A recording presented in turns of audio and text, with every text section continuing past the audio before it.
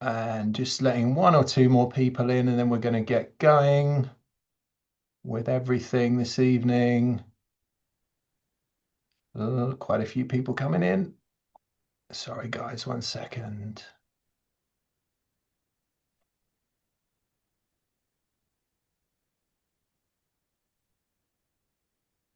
Okay. One or two more coming in. Welcome, everyone. Good evening. Very good. Right. So I think that's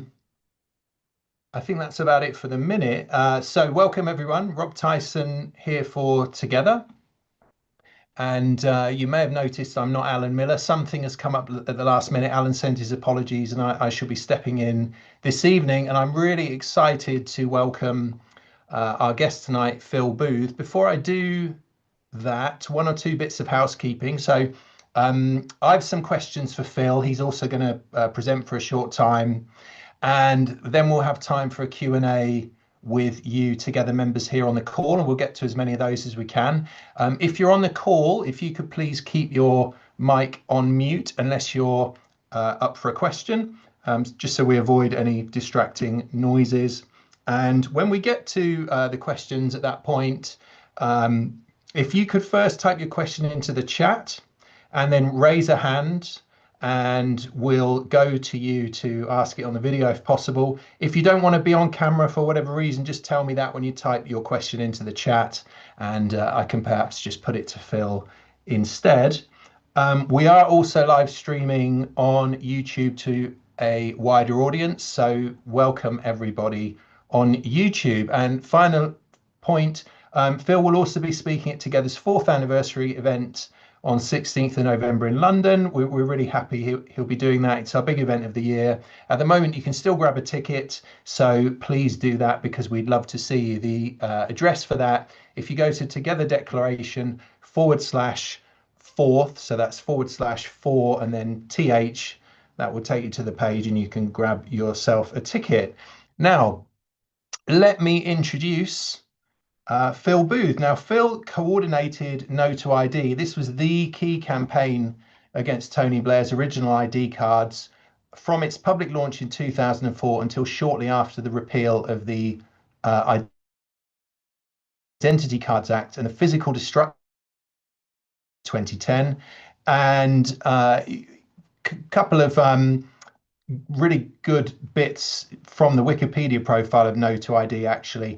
At that time, former Home Secretary David Blunkett, under whom the ID scheme began, acknowledged the success of the campaign, and he said, "I need to be contrite enough to congratulate Phil Booth from No2ID, Dr. Whitley from the London School of Economics Identity Project, and others for the tremendous campaign they've run over the past 5 years in particular to stop this scheme." And Home Office Minister Damian Green acknowledged No2ID's part in the abolition of the ID scheme, saying, "I also pay tribute to the No2ID campaign, which can chalk itself up as one of the most successful pressure groups in history. It was formed less than 10 years ago, and within a decade of its formation, it has achieved its principal aim." So we have someone here in Phil who was really central to that. And I'm, fascinated by what we can learn from this, and I'm sure you are too. And of course, what we may be able to apply to our current challenges. Since No2ID, Phil has coordinated medConfidential, defending the confidentiality and consent we desire for our medical records, fighting off several GP data grabs, including care.data and GPDPR. medConfidential also tackled unlawful abuses such as Google DeepMind's 2016 attempt to take the records of 1.6 million patients from the Royal Free Hospital to feed to their AI, and illegal aspects of what has been called the monster factory that the Department for Work and Pensions has created within the systems of universal credit. In 2025, with digital ID cards again threatened, Phil has resumed his role as national coordinator of No2ID. So Phil, welcome. We're really happy to see you. Thanks very much, Rob. Thanks for the kind introduction. And hello, everyone. And Phil, great to see you. You were going to start, I think, just with a quick intro, perhaps, and then I have some questions for you. Yeah, I got a few pictures just to give a little sort of impression because it was quite a while ago. In fact, this is a little picture of when we burnt giant ID cards of I think David Blunkett and Tony Blair outside the IPPR where Blunkett was actually doing the formal launch of the scheme. You know, standard campaigning tactics. The first time we actually got mentioned in the Houses of Parliament was actually in the Lords, and Baroness Gibson wonderfully called us sinister for sending a briefing to all the peers and MPs. But wonderfully, Lord Stoddart was already a paid-up member of NO2ID, so he jumped to our defence. I think what's interesting to me coming sort of at this now is there are some quite interesting similarities between the old sort of ID card scheme and what the government's proposing now, as well as obviously some very big differences. Thought I might just touch on one of the really obvious differences that we're seeing right now. So throughout the campaign, we ran a sort of tracker poll. So we were looking at public opinion over time. We used exactly the same question. Our question also included the projected cost of the ID card and registration for it. So at the tail end of the campaign, as everything was sort of being wound up, Parliament actually published a sort of research report. And this graph that you can see over my shoulder is the longer graph. The longer line on the graph is NO2ID's polling figures. The shorter line is the identity and passports polling figures run by Home Office. And you can see we got basically under 40% of people who were in support of ID cards by the time they were abolished. When I rocked up back then in 2004, I think there was a bit of a pre-roll, but it was nearly 80% that the government were claiming were in favour. So we're in a very different sort of situation than we were back then. But some of the same characters are still around. This chap, for example, this is an ad we took out on the back page of The Guardian for one of the Labour Party conferences. My second son was being born that week, so I was not able to be there. But yeah, we see Tony Blair very much. His fingers are in this. The Tony Blair Institute obviously put out lots of briefings. We have the brick card proposal from Labour Together. We've got all of this influence that was there behind the scenes. In the government last time is there behind the scenes influencing government now, and I think that's very much sort of evident to people. We did a lot of things. It was a 6-year campaign. We did a whole bunch of things which I'm sure we can get into, Rob, when we're talking. But just a few highlights. You see this little sort of wanted poster over on the I'm mirrored. This wanted poster and this little thing down here in the corner. We hacked the passport. We hacked the chip in the passport. We hacked the chip that was going to be in the ID card. We were able to get Jackie Smith's fingerprints and put them into the biometric portion of the card. So we were highly technically competent and still are, and we lean on expert networks of expertise across industry, technology, law, civil society, all around. So that's the thing. The pledge certificate, this is something that we did sort of later on in the campaign. This was something between individuals and their friends, just saying, look, I just won't have an ID card. We didn't track anything. We just know that PDF was downloaded about 1 million times, and people occasionally sent us in photos of it. There were some important reports. The orange one over my shoulder, the database state report, and the purple one is the identity project that was looking at the ID scheme itself. And then we had cartoonists, we had people doing all sorts of interesting things with their protests. This was some of our local groups doing things around the country. But the big thing that I hope we'll get into today is the database state. This was a sort of, if like a snapshot, this diagram. And by the way, if people want these images, I can give them to you, Rob, and I'm sure we can distribute them somehow. But this is something called the Citizen Information Project. This is all of the ways back then in which, you know, you, the citizen, were touched by aspects of, you know, the database state. This has obviously grown a great deal. We're in the process of, with colleagues, sort of mapping out the current state of affairs, and we've been working on several of the sort of the things that are going to sort of probably coincide around this digital ID, if you like. The digital ID itself is, you know, it's an identifier. It's something that's going to be able to be used to link you, to track you. So it's the other systems that, you know, it can be picked up by that are in many ways the real problem.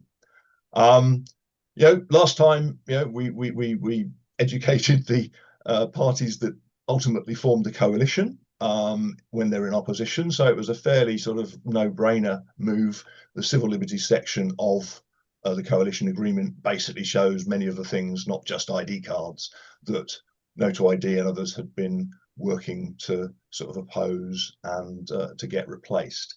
And as you said, ultimately, at the end of the campaign, the hard drives of the National Identity Register were physically destroyed. So this was a pretty comprehensive win in regard to the ID card scheme. The Identity Cards Act 2006 was repealed, which is fairly unusual to get a whole act repealed. That was done by the Identity Documents Act 2010 or 11, I think. And as I say, the actual Home Office program, the physical infrastructure was physically destroyed. So, you know, this stuff is possible. You know, what that will mean in the context of this campaign and these initiatives that we're facing at the moment, we shall have to see. But I'm here to say that it can be done if we work together. Yeah, absolutely. Wonderful. And so my first question, thinking back to the start of the campaign, and even before, how and why did you start to be concerned by these issues? What were you doing in normal life, if we can call it that? What motivated you to start campaigning? Was there a specific moment or thing that triggered that? Well, the very specific trigger was Tony Blair standing up, or seeing an announcement, he'd stood up and said, we're going to do ID cards, which sort of annoyed me. I had previously, I mean, I have a fairly checkered CV, played with computers when I was a kid, actually studied fine art, was a public sculptor and a teacher for a while, had a company that turned into a web company when the first browser emerged, helped the BBC digital media education get off the ground. So that was schools online, GCSE bite size, started, you know, prototyping early digital TV channels and things. But the thing I had been doing most sort of, you know, recent to the ID scheme was working with children in care, who were a very sort of vulnerable community, and trying to build a safe, secure online space that they could get some continuity in their life when they, you know, some of them were being moved around the country at, you know, very sort of rapidly and stuff. So I have been a fairly experienced sort of technologist, commissioning systems, working with nation scale level stuff and large populations, and then ID cards came along, and this was my first political campaign. So I was literally a novice. I went to a meeting held at the London School of Economics, went to the pub afterwards and got involved, helping out to start off with. And a few months later, when Mark Littlewood, who was the original coordinator, ready.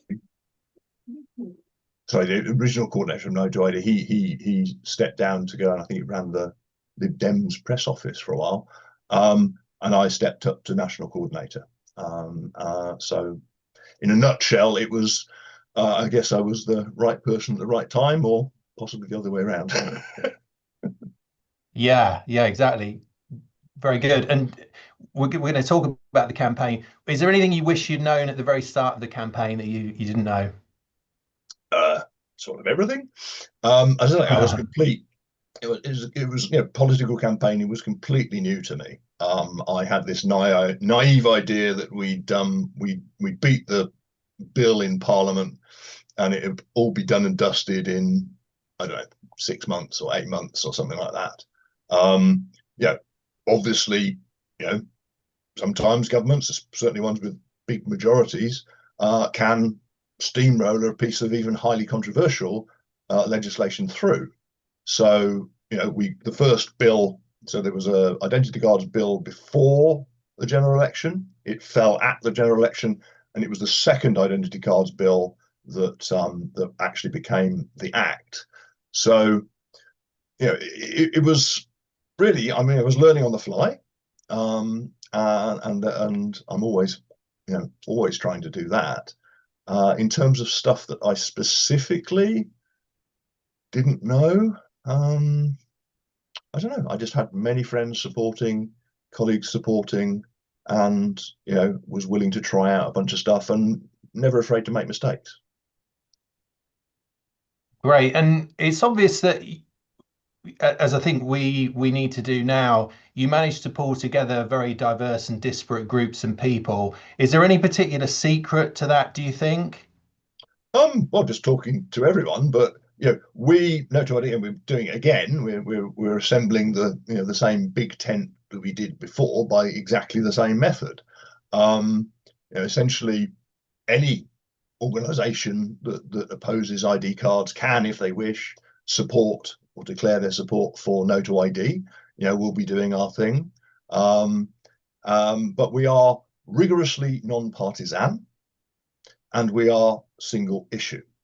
So rigorously non-partisan just means, last time I think on the left we had support from people like the Socialist Campaign Group, possibly even the SWP. On the right we had sort of UKIP and Freedom Association and everything in between.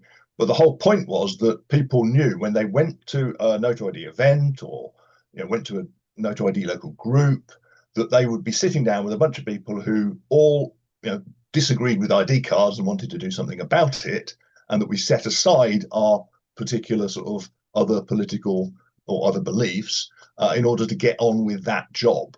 And creating a culture like that is, I know, going to be probably a bit more difficult in the current climate. Things are a lot more sort of divided, polarized, broken down into bubbles and what have you. But I think the same process works, and frankly, I will talk to everyone. Sure thing. And why do you think the campaign was successful? We were clear on what our goals were. We were far more competent than the government in many regards. We were, and still are, intelligence-led, not information-led. So we sought what we needed to know. We didn't wait for it to come out. Therefore, we were always a bit ahead of the curve. And just being able to reach into these networks of expertise, as well as the fantastic sort of volunteers who did stuff all around the country. What scared the government, I think, a bit was the breadth. Like I say, we started out with 80%. Well, they thought 80% of the population were in favour of these things, but No2ID just kept on rocking up and showing that there was opposition from all parts of the political spectrum, and from people who weren't even particularly political, and that they were willing to do things about it. And what sort of role do you see for local groups compared to the national coordination? Yeah, so this is, it's like obviously Together's got a massive network, and we're talking with, well, I'm already talking with others who have group networks and such like as well. So I think it's important because, especially in the social media sort of context, people are going to be getting a whole bunch of disinformation, misinformation, maybe reading from one set of sources rather than another. And what we need to do is to encourage informed conversation. You know, that this is going to be a long haul again, and the best way to do that is by people actually interacting directly. You know, you may do it within a social media context with people that you actually know, but going out onto Twitter or X or whatever these things are, and getting your information from it and getting into fights on it or what have you is all just a distraction. So the local groups, the grassroots efforts, the volunteers, people actually having conversations with people they know and feeding in, what is actually going on, rather than speculation or what sort of spin and hype and all that sort of stuff is going on. So that is vital that side of the campaign goes on. And this was how we divided up, if you like, the campaign into two strategies.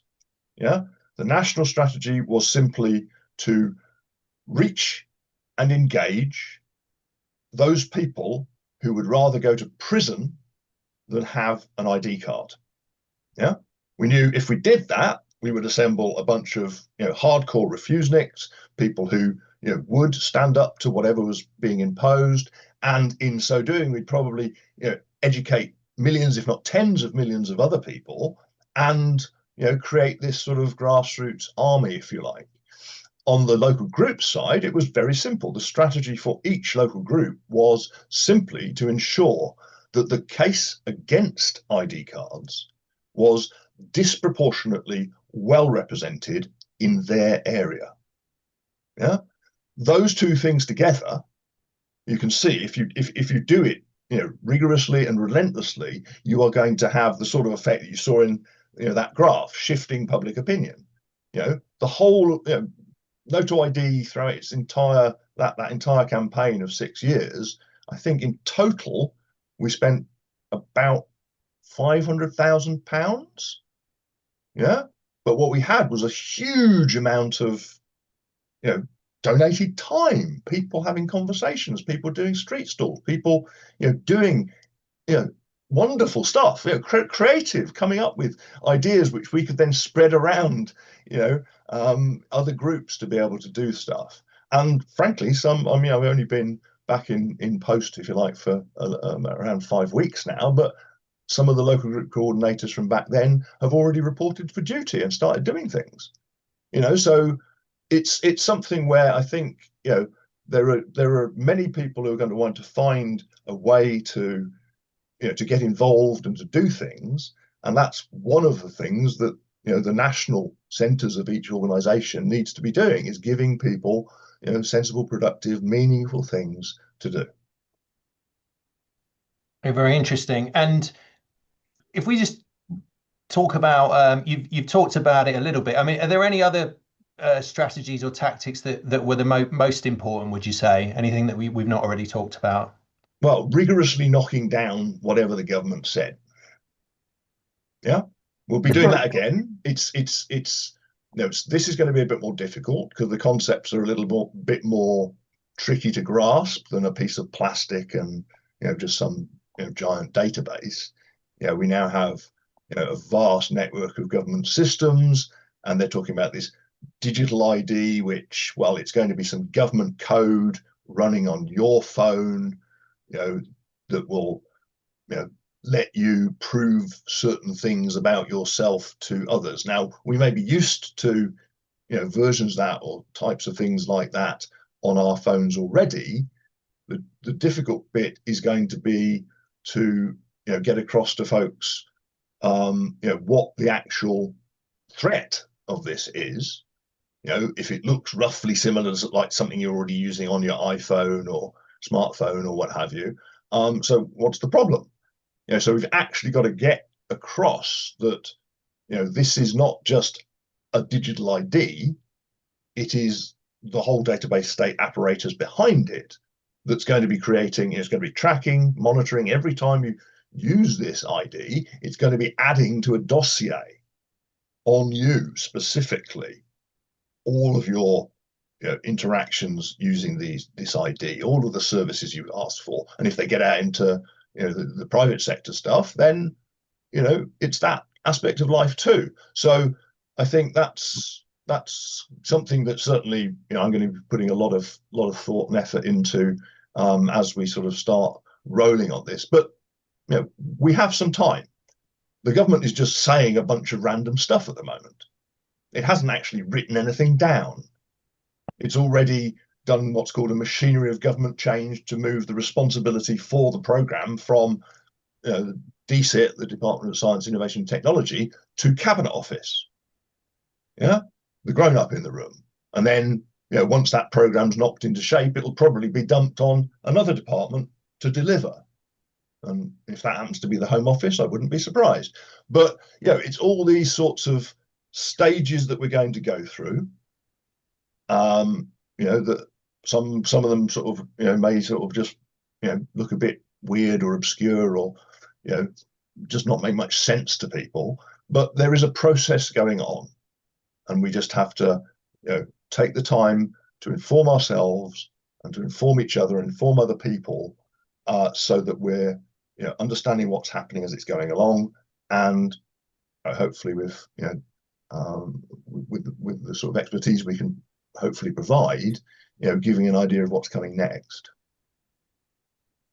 Very good. And with the campaign before, I mean, did you find there was a way to talk about privacy and freedom in a way that resonated with ordinary people rather than just specialists? And if so, what was that? Yeah, I mean, you said it really. Little anecdote. So I rocked out. I said I was a complete novice, and I took over from Mark Littlewood, and it was like I'd never done any media, TV or radio or anything like that. And then David Blunkett brought forward the bill in Parliament 3 days after I stepped into the role of national coordinator. So I had to go and do, I think it was BBC News and Channel 4 News in the studios near to Parliament. And it was like, one was at 4 minutes past 6 and one was at 8 minutes past 6. So I was like, this is horrible. I did the BBC one was 2 floors up and the Channel 4 one was down in the basement. Anyway, cut a long story short, I managed to make this second interview just in time, and the guy was sort of putting the microphone inside my shirt as I was sort of sitting down, and the news presenter turned to me and said, "So, Mr. Booth, you're for terrorism?" And I just said, "No, I'm for freedom."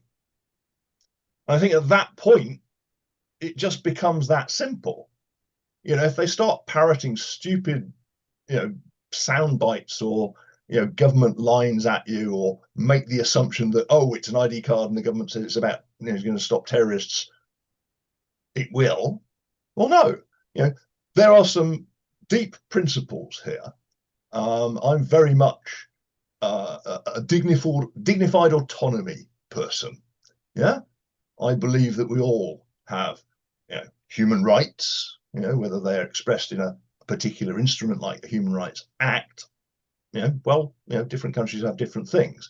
I believe in the framework. We all deserve dignified autonomy, freedom to live our lives in dignity and not to be interfered with by powerful others.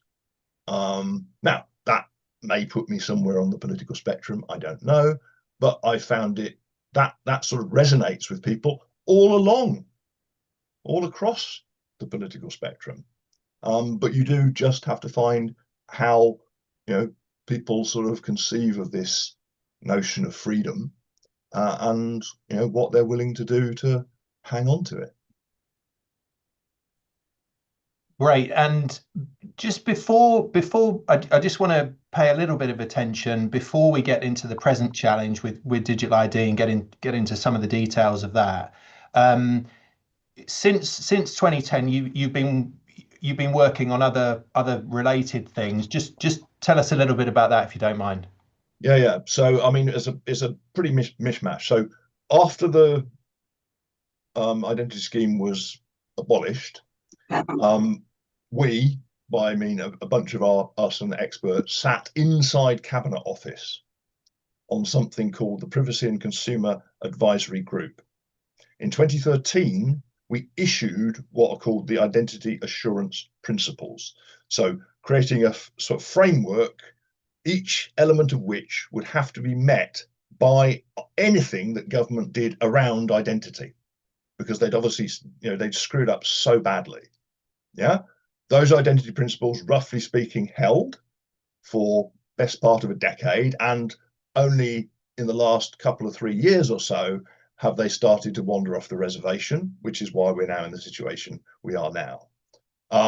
In terms of sort of medConfidential work, obviously you mentioned some of that in your kind of introduction. So, we've been fighting AI abuses since 2016. We fought off a couple of GP data grabs, where people are trying to basically suck up all people's medical histories because they want to sort of package them up and sell them on, amongst other things. We tackled things around what's now surfaced as age verification under the Online Safety Act, but we were looking at that sort of thing back in 2017 or so.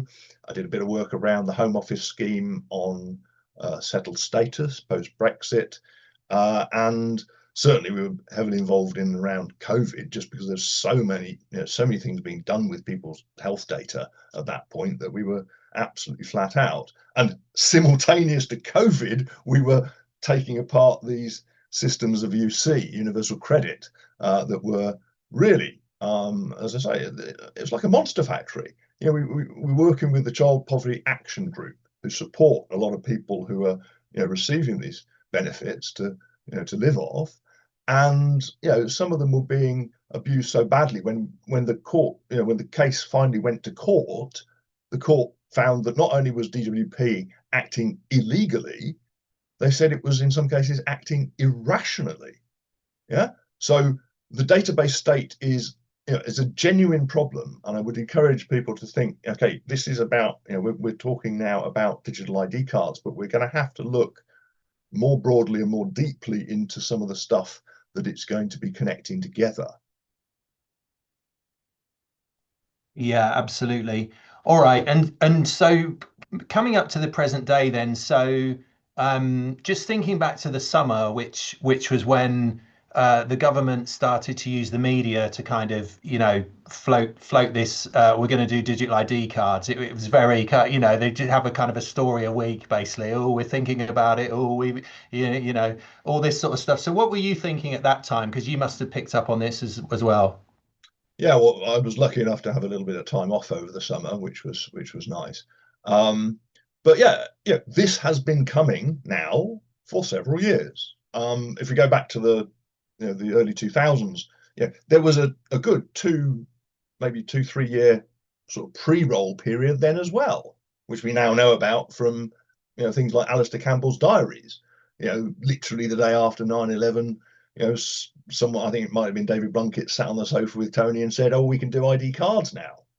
And then they pop up and they don't call them that, they call them entitlement cards, and then they do a consultation, and then they realize they're not going to get away with calling them entitlement cards. So, this sort of pre-roll, if you like, is government trying to work out, not that it has a single mind, but government sort of trying to work out how to get this general purpose unique identifier that it can use to hook everything together, into place. And it's got other ways of doing this as well, by the way, which, some of these other things that are going on, like something called the single patient record in the NHS.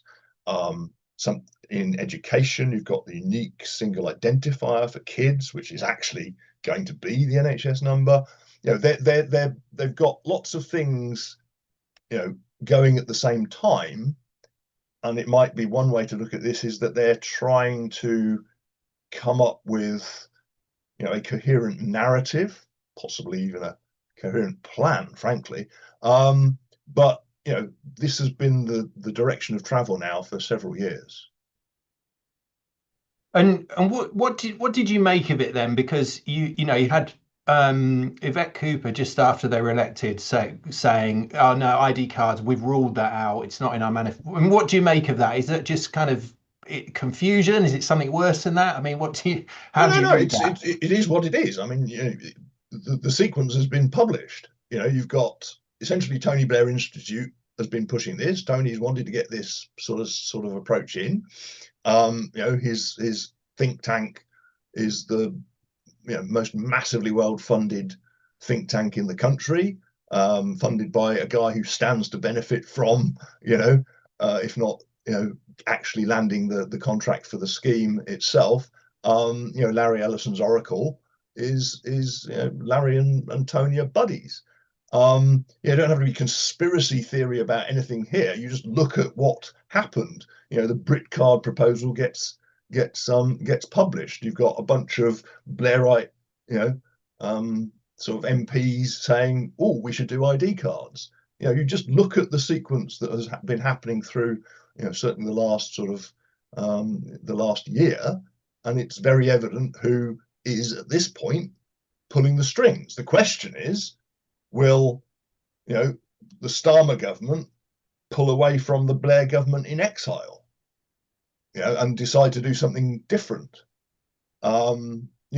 But we're still at these early stages. I think to anyone who's been around for as long as I have and pays attention, what's going on is not a surprise, and it's fairly clear who are the if you like the key influencers here. But we're talking about powerful people, powerful institutions that are making plans and decisions, but they are also to an extent bound by the fact that they are the government. If you have a major program, which this ID scheme almost certainly would be, then it has to go through a set of processes, and each of those processes will reveal more and more about what they're actually doing. To give another example from when we did this before, knowing this was the ID card scheme back then was a major project, we did a freedom of information request for what's called the Gateway 0 review. It's just a sort of bureaucratic process that you have to review the plan, if you like, what it's going to cost, all of these sorts of things, and they just wouldn't give it to us. It's like, okay, well, you passed a Freedom of Information Act a few years ago. Why aren't you giving us this information? And my good friend, unfortunately no longer with us, Mark Genchilewski, was actually the person who put this Freedom of Information request in. Ultimately, it went all the way to Supreme Court, House of Lords, and they deployed I think it was the 1688 Bill of Rights to turn down that Freedom of Information request.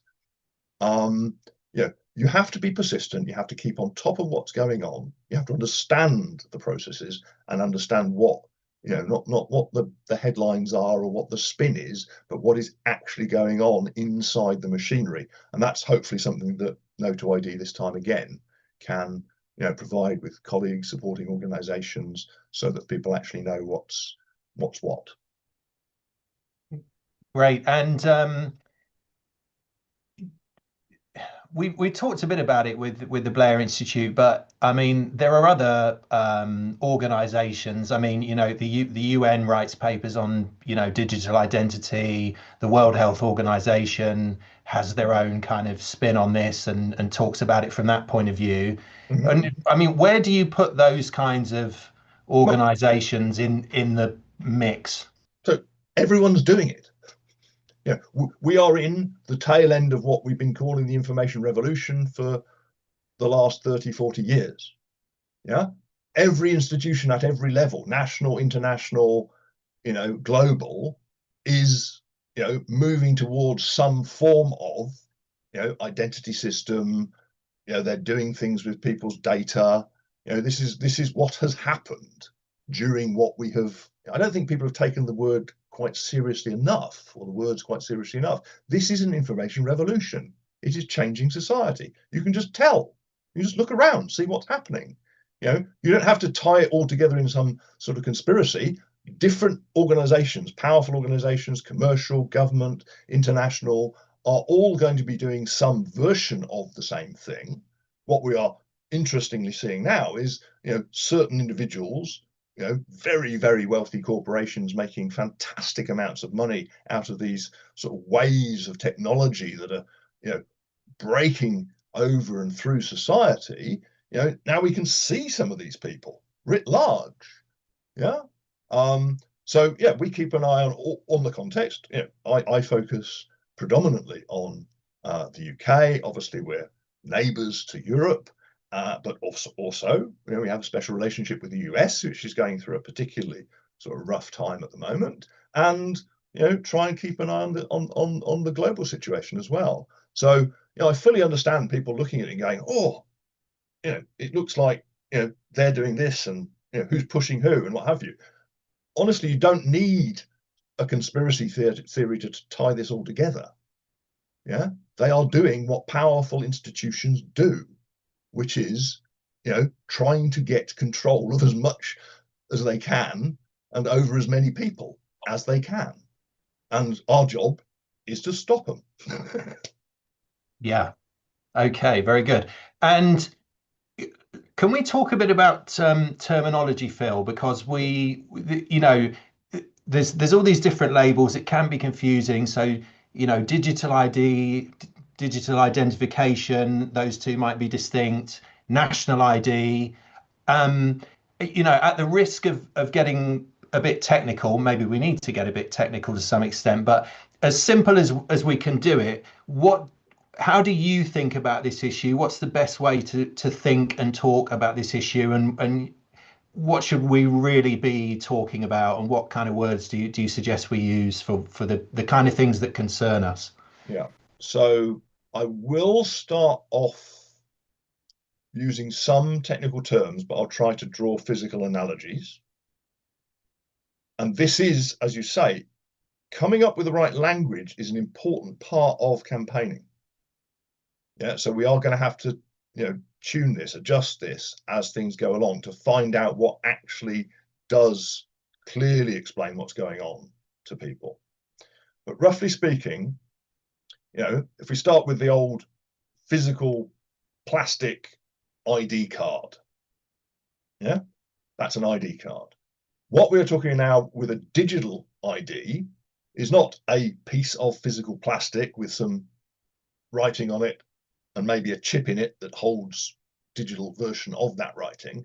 We are talking about a thing that is called a credential or a certificate. Yeah, it's a bunch of information that's all sort of tied together with encryption that contains several pieces of information about the person. And importantly, it contains a biometric, some sort of measure of that person. Yeah. With the old ID cards, that was going to be your fingerprints as well as your face, because the technology was basically not very good on facial recognition at that point. And so they needed to have both to uniquely identify a person. But now things have moved on. So what the government is proposing the digital ID bit is your name, your nationality, your residence sort of status, and a facial image. Yeah, bind those all together, and that would be the digital ID. There's some, sorry, your date of birth as well. Sorry, there will be some that may change a bit during the consultation period, but roughly speaking, they're looking for some, 5, 6 pieces of information that will get your name, your date of birth, your face, and a couple of bits of information about you, and that is then stuck together to form the digital ID. Yeah, I think the cards part of digital ID cards will just fall away. Yeah, the program is already called the National Digital Identity Program, so they're going to have to talk about digital identity or digital identities. And when they do talk about the technology a bit, they will probably use one or other of those words that I said, either a credential or a certificate, although they may come up with their own language. But crucially, and this is something hopefully that those who use their phones to do transactions will realize, it's not just this digital ID that does things. That has to sit somewhere for you to use it. Okay, so that they're intending to sit on your phone inside what's called a wallet. Now, you may have a wallet on your phone already, if you use Google Pay or Apple Pay or what have you. So you may have a wallet, but government wants to put its wallet on your phone to hold its digital ID. And that combination is what enables it to track you, because every time you show that digital ID, you prove something to someone with that digital ID, the wallet phones home. Yeah, and that's how we get what is the equivalent of the old National Identity Register, the giant database that tracks everyone and builds a dossier of their lives. So hopefully that's given you a flavor of it. I hope that the terms weren't too technical, but I'm afraid some of them are going to be.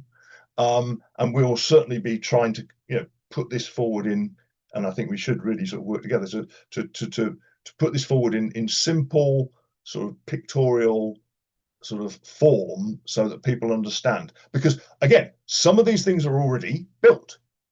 Yeah, there's already something called Gov UK One Login, which is being used to get certain people on the systems. They've gone, as I saw, Together's put out a petition for company directors who are being forced to use One Login now. There's any number of ways to sort of try and drag people in. It's the way you log into something. It's a credential that you're given to prove something. It's installing the Gov UK wallet, which isn't yet launched, I don't think, on your phone. All of these bits sort of work together to create the overall identity control scheme. Great. No, that was a good explanation. Thank you. And just kind of looking back at the past and what we face now, what are the similarities with that challenge of the past, and what are the differences, would you say? Well, in terms of the sort of systems, I mean, they're just way more interconnected now. Yeah, I mean, each of us already have a number of identity type documents. We have like a birth certificate. We have, maybe if we drive, we have a driving license. We have a passport. All of these are being used currently for you to prove your identity. What they have on them is a number, an identifier. Yeah, and these identifiers are already being used to, link stuff up across government. I think that's, at a high level, that's a similarity that we're talking about. What's different is the extent to which these things are now, actually already starting to create the links between things and being used increasingly to do so. In terms of external differences, I think the major one is just the parlous nature of life under social media. It's going to be difficult to communicate clearly in a world where people are bombarded by absolute rubbish all the time, and outright misleading rubbish in some cases.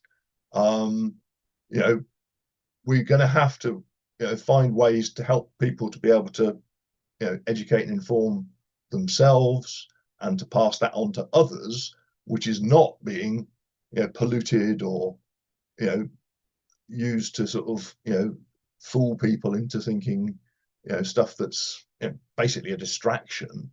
And that is going to be, I think, probably one of the major areas that I'm going to spend some time on, working out how to have a really clear conversation with people in the current sort of media and very sort of polarized communications context, media context. Other differences, off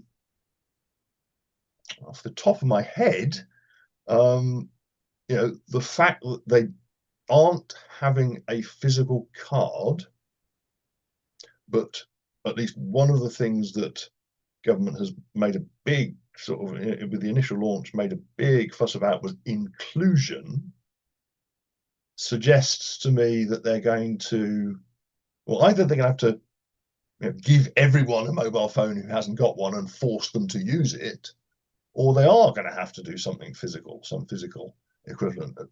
That's as yet unclear to me, but there's contradictions inside what the government's saying already, that are unclear, and that is a bit different, because last time they were really clear what they wanted to do. Yeah.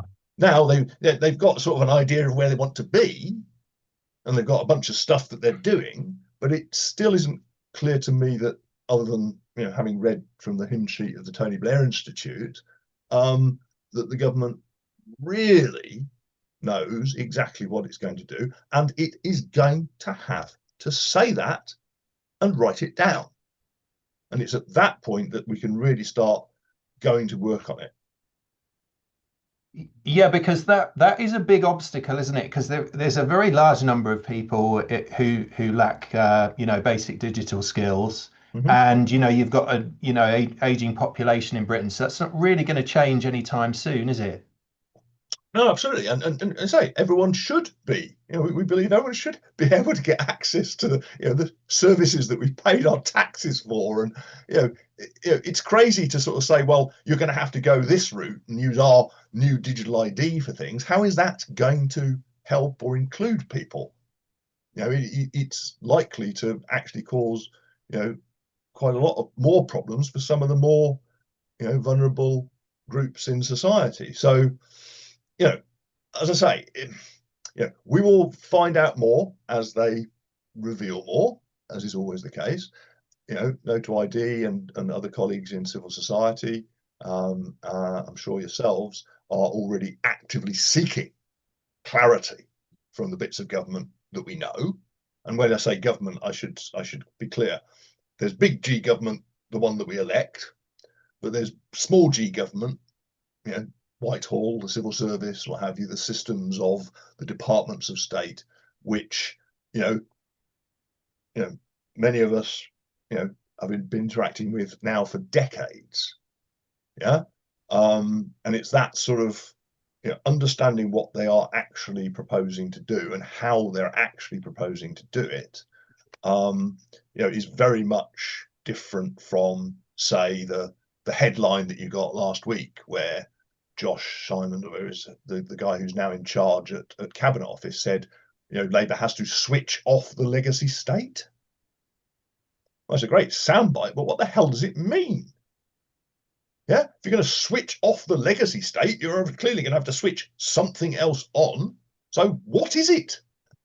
These are major statements they're making on some almost haphazard sort of weekly sort of cycle, which sooner or later they're actually just going to have to do it, and hopefully the process, the consultation process will hopefully begin to start pinning these things down, where they actually have to say, okay, we made an announcement, we said a bunch of stuff, we said it might do a bunch of stuff, but now here are some actual practical things that we actually need to know about.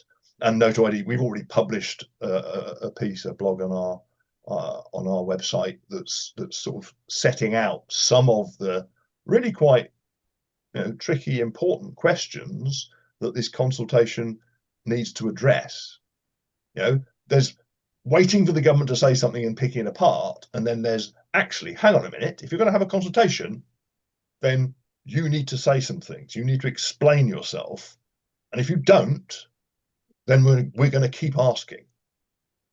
So it's getting more actively engaged in not just, okay, well, let it all roll over us and whatever they say, and we get outraged and we tweet about it, and no.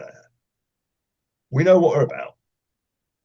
and we're going to actually try to discipline this process so that they, you know, are forced to explain themselves, and then we can explain what the consequences of what they've actually written down will be. Okay, great. Now we're going to go to some questions for Phil in a minute, guys. So if you have questions for Phil, let us know. If you can just write them in the chat, and then we'll go to you. So just to give you a minute to do that, if you haven't already done it, I just have a couple of other questions for you, Phil, while people are doing that. Sure. One thing we didn't touch on, do you think public attitudes to this stuff have changed in the interim? I mean, if you listen to Tony Blair, I know, obviously he says everything's inevitable. You're an idiot if you don't keep up with it. This is just his constant line. But his thing is like, oh well, the public doesn't really care about privacy anymore. And I mean, is there any truth in that, or do you think that's just a line, or like how do you see things have changed in that way? No, Tony's, notoriously he was the guy who couldn't even do email when he was prime minister. So I don't believe anything that Tony Blair says about technology. And most of the stuff that his institute puts out is clearly, as I say, influenced by a bunch of, not very experienced policy people who don't actually have a great grasp of technology, and they're taking, their stuff lead from, technology companies that stand to, benefit from this or profit from this. So, in terms of values, privacy, well, I don't think Tony Blair has that many values. He doesn't care about other people's privacy, for sure. His colleague David Blunkett had a very different journey during the ID scheme. I don't know if people remember back, but he went through a couple of sort of personal sort of dramas that got played out on national media, and David even came to, I think it was one of Privacy International's sort of Christmas dues, because I think he had got an appreciation of what privacy actually meant. Privacy is one of those things that you feel in its absence or in its breach. And what privacy is, well, in the modern world, it's subtly different now. Privacy used to be, you could be inside, your own home, draw the curtains. But now, all the digital communications permeate that. We give our kids a smartphone, and they go to the school playground and they get bullied. They come home, if they've got a smartphone, they're still exposed to the bullies in a way that they weren't when they didn't have the phone. So privacy has changed, and I would say it's now about being able to control what you choose to share about yourself with other people.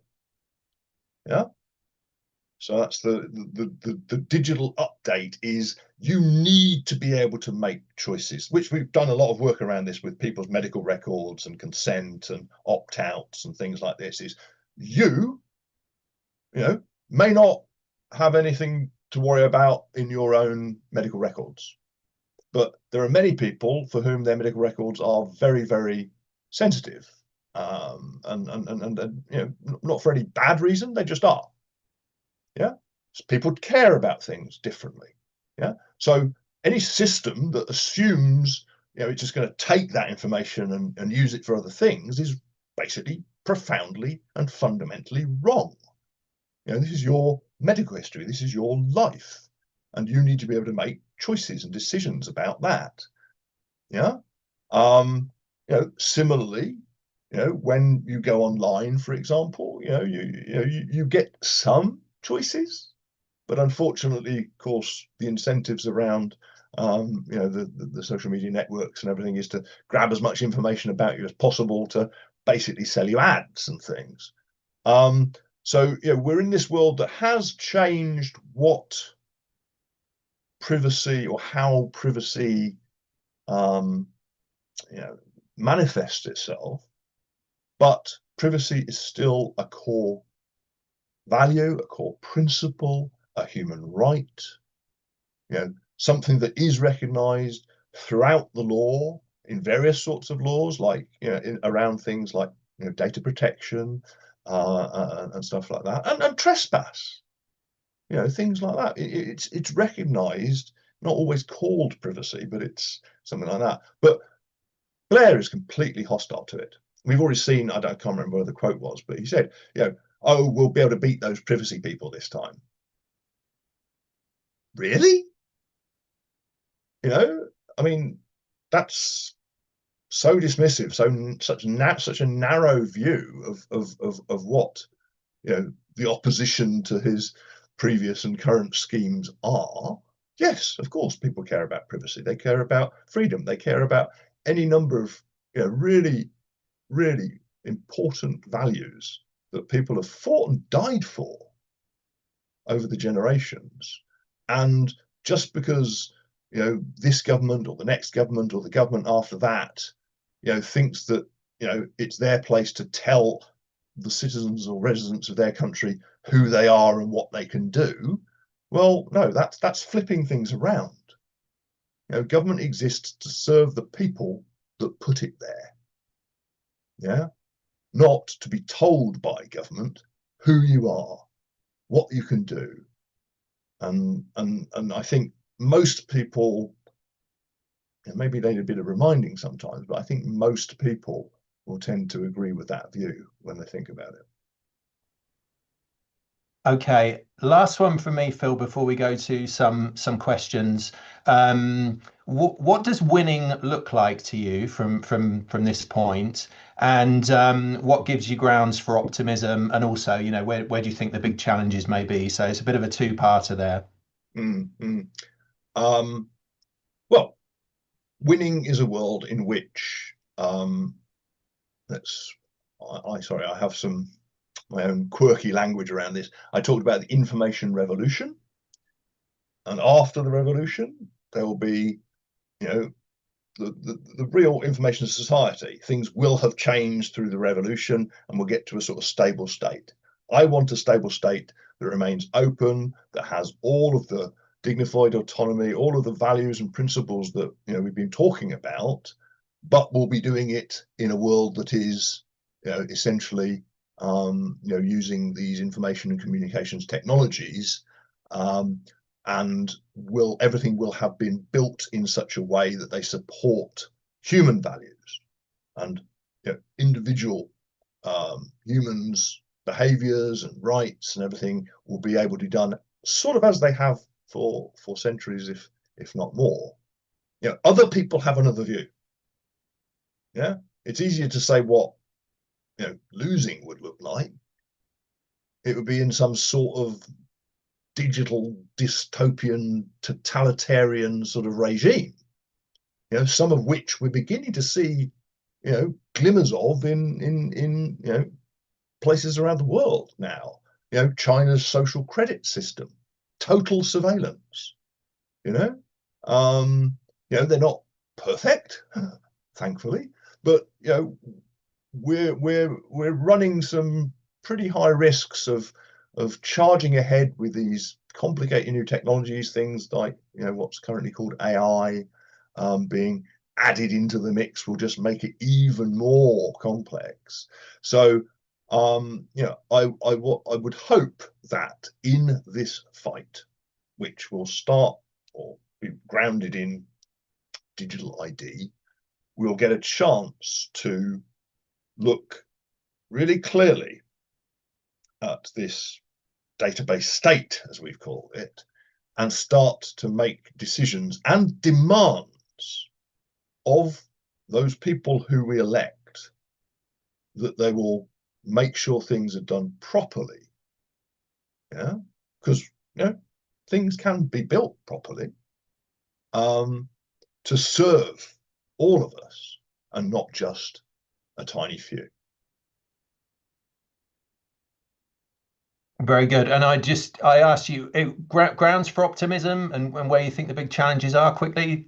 Yeah, I mean, it's like well, lots of people already oppose it, so we're inoculated to that, which is great. That is a huge ground for optimism because, you know, they're going to have to get people to do stuff for it to work, and if people refuse, then it's not going to work. But sorry, what was the second part? Yeah. So I am optimistic. you know. Yeah. And but just where do you like, what do you think's the biggest challenge for us? The biggest challenge is clear communication. If the Okay. government isn't doing it themselves yet, it's really difficult in this stage for us to do it. Yeah. Hmm. Yeah. Because, you know, someone could come up with some crazy sort of idea, and how can anyone distinguish between the two if there's no actual solid ground which you can point to and say, well, no, this is the evidence, this is what the government has said, this is what it actually means, this is what the words mean. You know, we're just talking about flights of fancy in a way at the moment. But that is a challenge that will, you know, will get past once they start writing it down. But, you know, right now, as you and I are talking, I can sort of try to explain, you know, aspects of the things that various government ministers have said, but some of the things they've said are contradictory. So what do they actually mean? Yeah. And just briefly, because you touched on it, to to what extent do you it sounds like you don't think the Brick Card report is a very good guide to what they've got in mind, or like how do you? It's one idea. Okay. Yeah, Yeah. it's one idea. I would say there are, thinking about the stuff that we've been tracking for the last decade or so, I would say there's at least probably more than 3, 4, or 5 different ways that they could go about building a digital ID and database state system from where they are now. You know, there are some prime candidates for what they'll do, but, you know, they could just tear up a whole bunch of stuff and decide to start something completely new. You know, as I say, it's really important that we hold their feet to the fire and get them to explain exactly what they are doing. And as I say, because this is a major government program, you know, they are going to have to. Yeah. And if they keep it secret, then we're going to have to keep on bashing at the door until they, you know, fess up.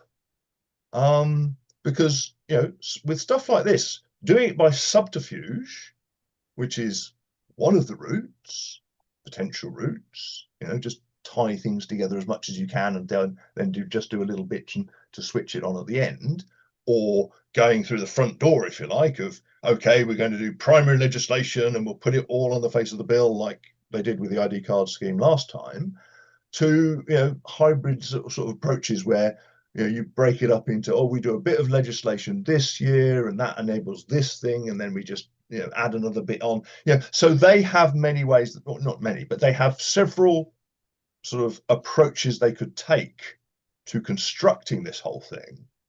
And that's what we need to keep a very, very close eye on. And that's, you know, say that's from my experience of last time, is one of the things that, well, hopefully I've proved I'm fairly good at, with a lot of help from friends. Great stuff. Okay, so we're going to go to some questions now. John Winchcombe. John, do you want to ask your question? Let me see if I can see you. Yeah, hi there. Thanks very much, Rob. Thank you, Phil. Great presentation. Can you hear me okay? Yeah, we got you. Yeah. Great. Yeah. So just a question around it, the sort of global dimension this time around. I'm not so aware of your activity when the original digital ID card was being pushed, but it seems to me that there's an awful lot of sort of national environments who are pushing for ID cards at the moment, along with various trials around digital currencies. To what extent is that an opportunity, or, you know, to what extent does that make the challenge even greater? Well, as I say, it's the database state writ large. Since the cryptocurrencies came along on top of the blockchain, we've got that whole sort of dimension. Although I was aware of, you know, precursors to that back in the 1990s. Yeah, so money. A good friend of the campaign, David Birch, wrote a book, Identity is the New Money. Yeah, all of these things sort of overlap. Some of the concepts are pretty sophisticated, and certainly some of the technologies and the way they're being done are pretty sophisticated. But you're right, the global context, you know, the activities at every level do, you know, relate to and influence each other, because society is changing. You know, we are using digital money now, not just folding stuff. And because we are using digital money, there have been opportunities for people like Peter Thiel and Elon Musk to make vast amounts of money starting PayPal and then, you know, spread their sort of, you know, gospel across Silicon Valley. Similarly, you know, at the institution, global and continental level, the European Union is right now, in medConfidential's sort of hat on, is right now doing something called the European Health Space that looks to me like care.data did back in 2014. You know, I don't have to sort of say, oh, it's the same people or there's some people pulling the strings. It just is. It's in the nature of powerful people, corporations, and institutions to follow pathways that become available to give them more, you know, money or power, and they will just do that. What we need to do is get institutions that are responsive and actually serve us, and, you know, get some degree of power and control over our own lives, in order that we don't get, you know, sucked up into these sort of, as I say, these technological sort of republics that people like Palantir are sort of talking about now. You know, we are at a very, I suppose one could say this pretty much of any time in history, but we are at a very, very, you know, very, very sort of delicately balanced point in history where things that we have, you know, for generations sort of lived with have been transformed within just, you know, a decade or so, and now are being transformed even more quickly. And those who've got power and those who've got position and those who've got wealth can grab that opportunity in a way that, you know, before you know it, you know, your life's changed. So I say I try to keep my feet on the ground and a sort of laser focus on, you know, what is going on here. Now, I'm not looking for stories. I'm looking for processes. I'm looking for technologies and how they are actually, you know, changing the way in which we can do the things that we need to do. And that, I would say, is something that I would hope this, you know, the broader campaign can spread a bit more widely. Yep. Okay. Thank you. Thank you, John. Thank you, John. We'll try to go to Cara now. If you're there.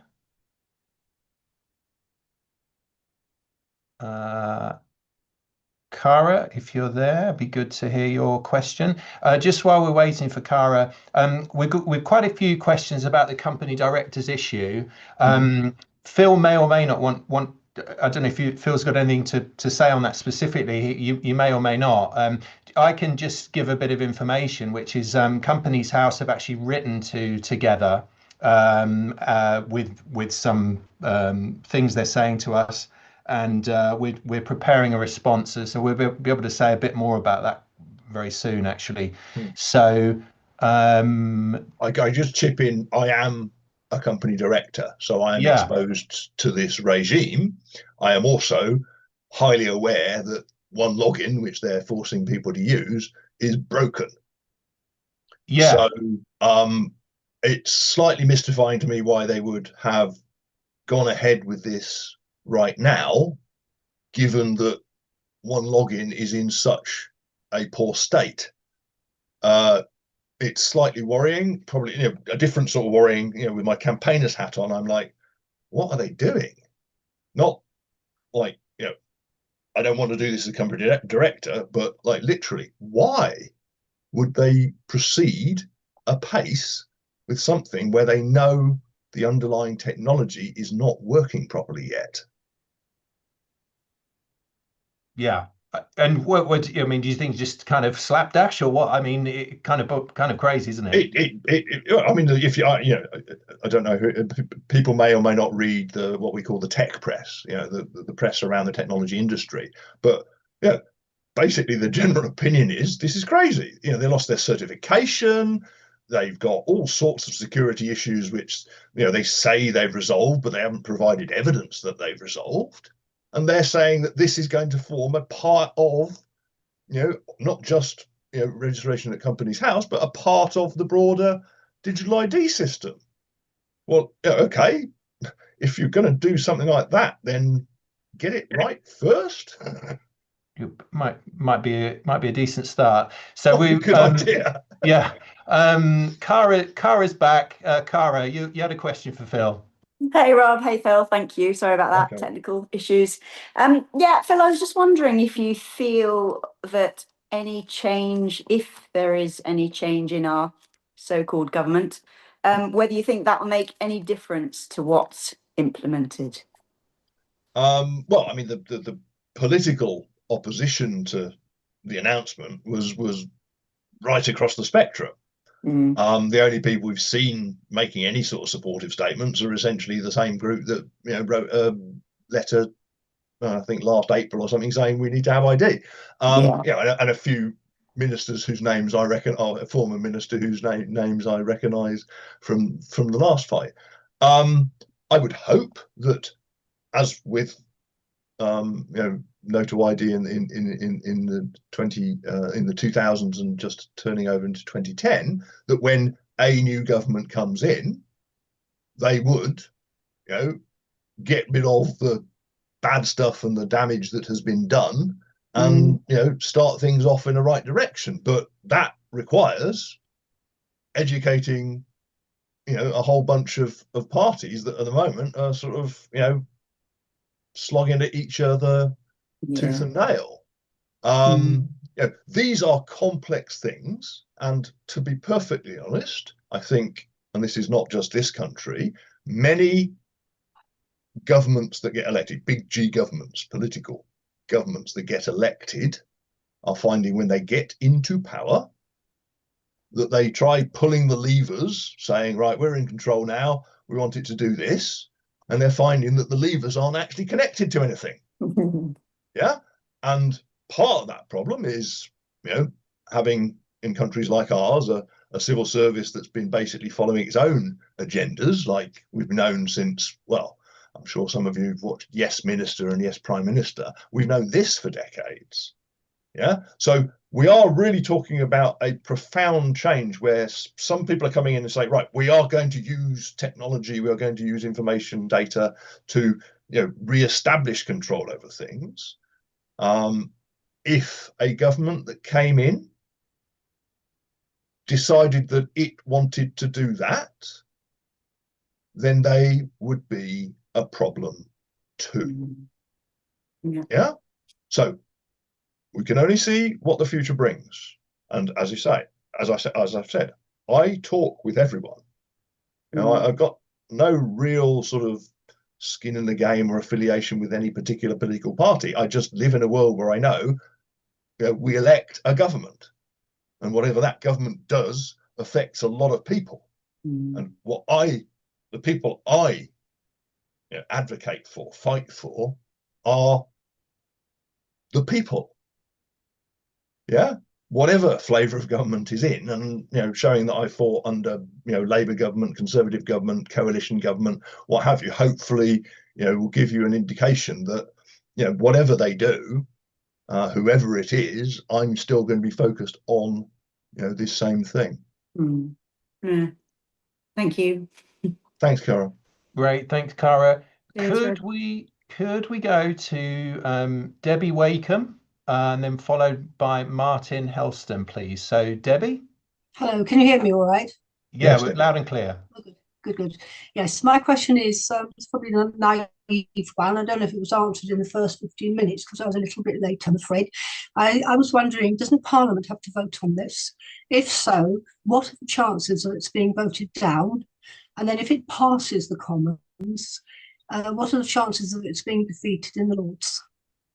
Okay, so there is likely to be some legislation. Okay, most of the ways they can do this is going to require at least some legislation. We're already hearing that may be broken into two pieces of legislation. sort of bite it off in two chunks, and let's simplify it and say that it's just one piece of legislation. Where that piece of legislation is introduced has different consequences. So as you say, a piece of legislation does not always start in the House of Commons. Some of them start in the House of Lords. Okay, so depending on where this piece of legislation or pieces of legislation show up, whether it's in the House of Lords, well, it'll probably get a good old kicking there. And because Labour did not put, we're going to introduce a digital ID scheme into their manifesto, the Lords are not,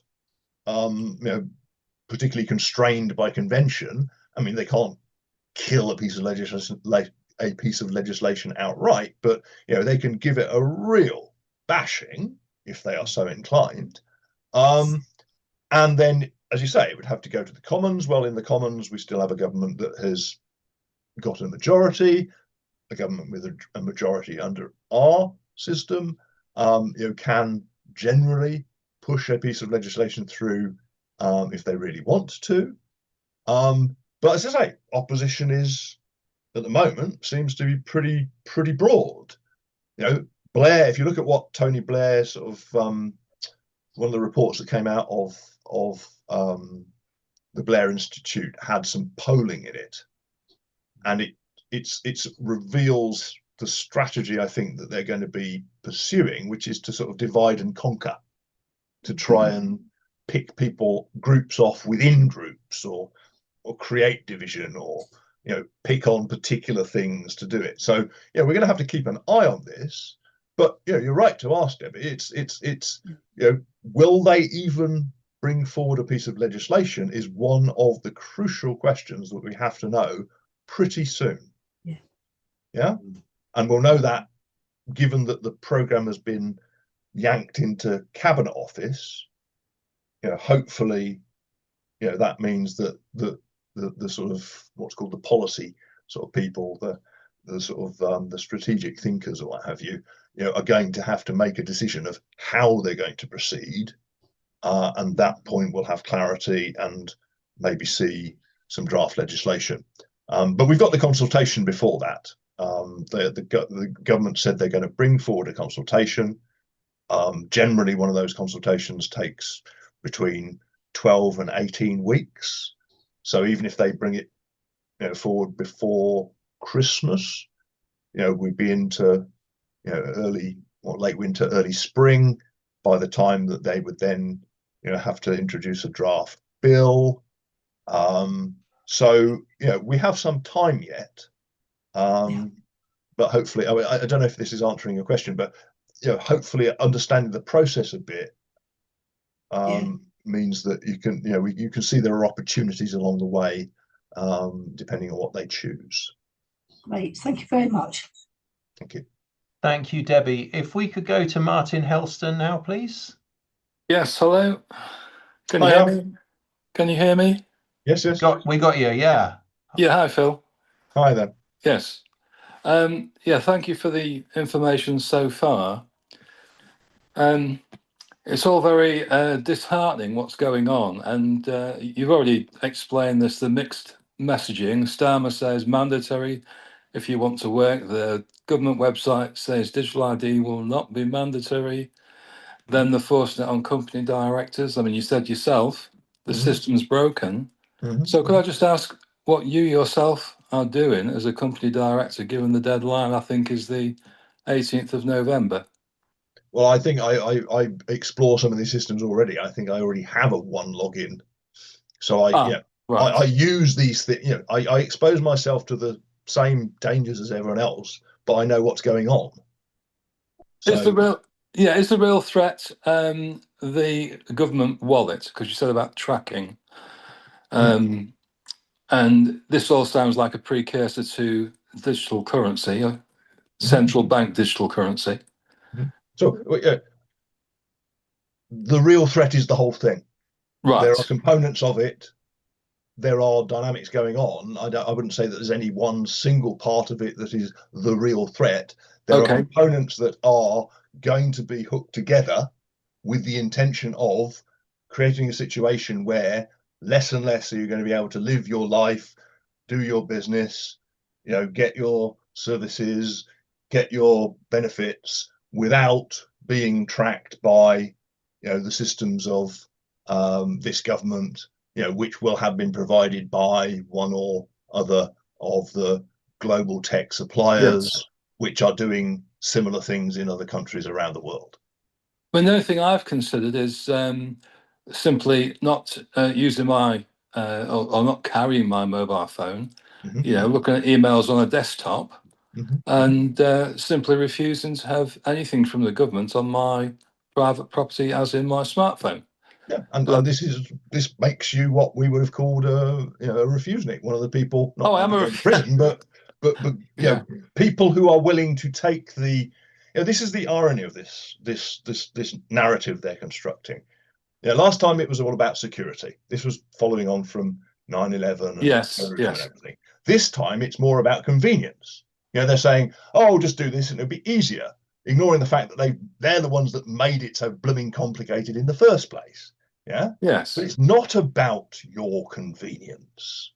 It's about their control. Well, to be honest, with the documents I already have, passport, driving license, national insurance number, I don't feel inconvenienced. I'm not inconvenienced. Exactly. Therefore, I'm not, you know, and if convenience shops are to go by, you pay an additional premium for the convenience of a corner shop, you know. So I don't want them looking out for whether it's convenient for me or not. I'll decide that, you know. Exactly. And I think that's the thing. We just have to hold on to. We want to make choices about how we do things. Yeah. What? Are you going to take away my passport? I don't think they will. No. Are you going to force me to use something digital alongside my passport? Well, that's what they tried last time. You know, so I think there's some space for optimism in the sense of, you know, you've got the things that you need to do. If you have got a driving license or a passport, you are generally able to do pretty much, you know, plus, you know, you pay some sort of utility bill. You can, you know, prove to most people's satisfaction who you are in order to do most things. This is not a necessary thing that they're doing. No. They're trying to get into our lives and make it necessary. Yes. Yeah. Weaseling their way in. Yes. So, and I think if this thing came to be, I don't know how you would do this, but if the entire nation stepped out of the workplace for 2 days, turned off their mobile phones for 2 days, I think there'd be sufficient outcry for the government to do a U-turn. Yeah, so we didn't get that far last time, but we were planning for it. Good. Actions that we did, we got, I think, 40, 50,000 people to renew their passport. That was deeply inconvenient. It cost them, I think, 52 quid and a bureaucratic process, but tens of thousands of people did that when the bill became an act, because it was the passport that they were going to use to force you onto the National Identity Register. Right. I said, well, NO2ID said, look, we are going to stop this within a decade. Yes. But if you renew your passport now, you will buy yourself that decade where you won't have to get the chip passport, where you won't get forced onto the National Identity Register. And thankfully, we were able to fulfill that commitment. It's different this time. People are using things differently. But like we're talking this evening, if you all were, you know, having conversations with your family, your friends, your colleagues, and going, you know what, you know, ignore the spin and hype. It's about straightforward things like this. You know, do you actually need a government ID if you've got your passport, if you've got your driving license? No, exactly. Break it down to those simple questions, and people will start going, well, hang on a minute. Yeah, I don't really need it. Yes. Yeah. One final thing to say. I'm so pleased that I've become a member of Together, and I'm also so pleased that you're here. Otherwise, we're just left in a vacuum trying to find our own way out of this nightmare. So, yeah, thank you very much. Thank you, Martin. Thank you, Martin. Yeah, good to have you with us. So we're about coming up to time, Phil. I just want to say, because as I say, a few people did specifically have questions about the company directors issue, and I confess I'm not expert on that area. I mean, like I am a company director and I track the various bits of Gov UK systems, but this is not something that I would say I would speak to on the fly. Yeah, sure. Well, just to say for people, yeah, I mean, if people can kind of watch this space, as I say, Together's had a letter from Companies House, and we're formulating a response to that. One of the things that we're asking them, it does seem that there's this other route whereby you can avoid one login, and we're asking them to clarify what that means exactly when you do that. And it sounds like it creates some kind of code. However, seemingly it's just a Companies House code, which for a lot of people will feel a lot less problematic. So if people can be a little bit patient with us, we're just trying to work through that and watch this space, because we'll have more information very soon. So one thing to say, because when you said that, it did remind me. So there is a general principle here, and it's something like with the NHS app. You know, people use the NHS app to log into their, to get their GP details and this and that and the other. What's happening behind the scene? The app isn't doing anything. It's hooking into pre-existing systems. Yeah. So I don't use the NHS app. Yeah. But I log in exactly the way I have done for the last 20 years to my GP practice's IT systems. Yeah. All the app is doing is putting a sort of interface, a front end onto it. Maybe adding a few things from what the national NHS can do, but in terms of getting to your GP records, they can't force every GP practice in the country to, use one, new government-controlled system. This is about what's going on, if you like, behind the scenes. Now, I'm not saying that's necessarily the case here, but when you said, oh, there's this process that is dealing directly with Companies House. Companies House has its long-standing, long-established systems. They may be trying to get you to use one login, and that becomes a part of that system. But Companies House, I've been doing online Companies House stuff for web filing for probably 20 or more years as well. They suddenly switched all of that off.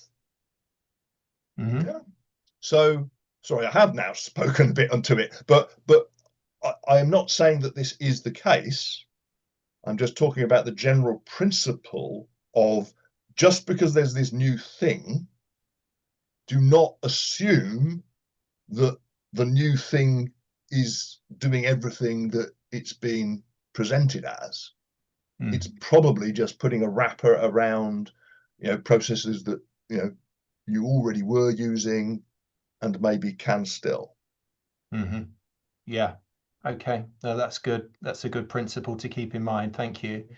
Okay. So, final thoughts, Phil.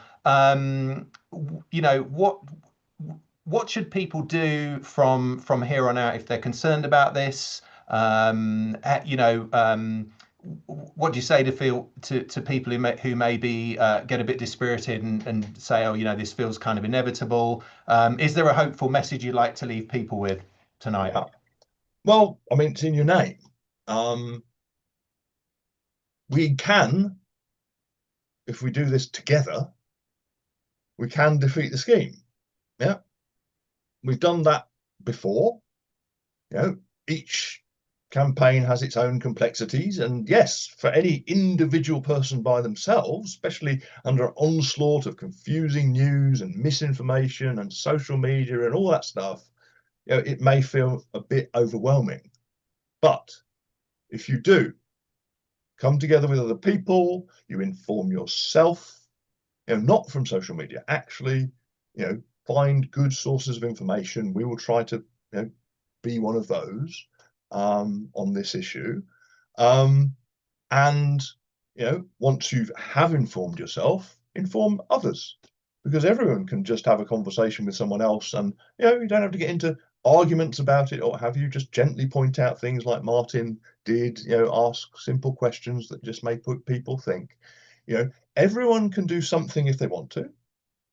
Yeah, it is as simple as just talking to a friend. But as we, come together as, organizations, as groups of organizations, as this big tent that No2ID, generally tries to sort of assemble, we are the ones who are terrifying to government. We really are. Yeah, they exist at our pleasure, although it doesn't always feel like that. And I'll give you a final picture, which I held back.